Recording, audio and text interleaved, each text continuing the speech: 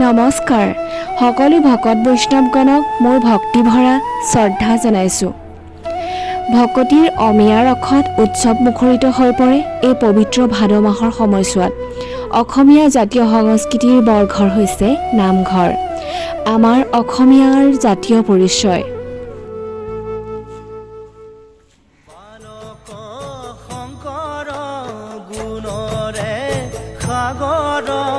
ভকতি মুকুতি দেখাইলা সবাৰ বালক শংকৰ গুণৰে সাগৰ ভকতি মুকুতি দেখাইলা সবাৰ।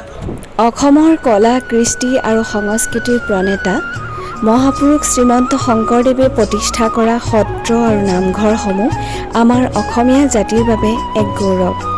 বিশেষকৈ সামাজিক, বৌদ্ধিক আৰু সাংস্কৃতিক দিশত নামঘৰ এক ধৰ্মীয় অনুষ্ঠান হোৱাৰ লগতে ধৰ্মীয় ৰীতি নীতিসমূহ প্ৰাচীন নিয়ম অনুসৰি এই অনুষ্ঠানে আমাৰ সমাজখনক আৰু মানৱ জাতিক একতাৰ দোলেৰে বান্ধি ৰাখিছে। নামঘৰ হৈছে অসমীয়া বৈষ্ণৱ ধৰ্মৰ সামাজিকতাৰ ভিত্তিত ভক্তি ৰসেৰে প্ৰাণমুখৰ আৰাধ্যৰ থলী।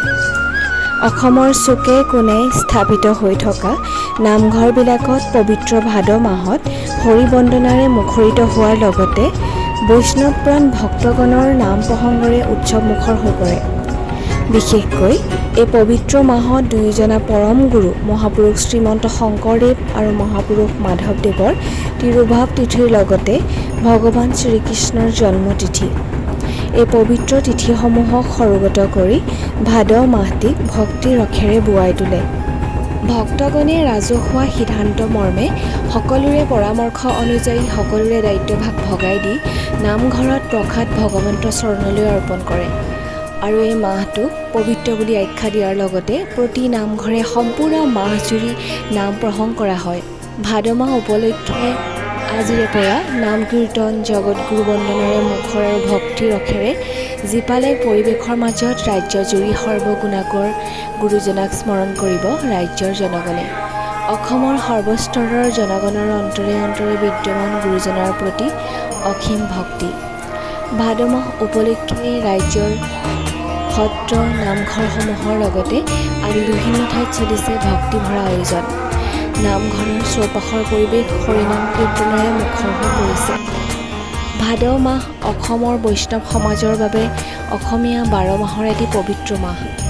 অসমীয়া মানুহৰ ঘৰে ঘৰে গাঁৱৰ গোসাঁই ঘৰ, নামঘৰ আদিত আয়তী নামতীসকলে পবিত্ৰ অন্তৰেৰে শৰাই নৈবেদ্য আগবঢ়াই ভগৱানৰ নাম কীৰ্তন কৰে।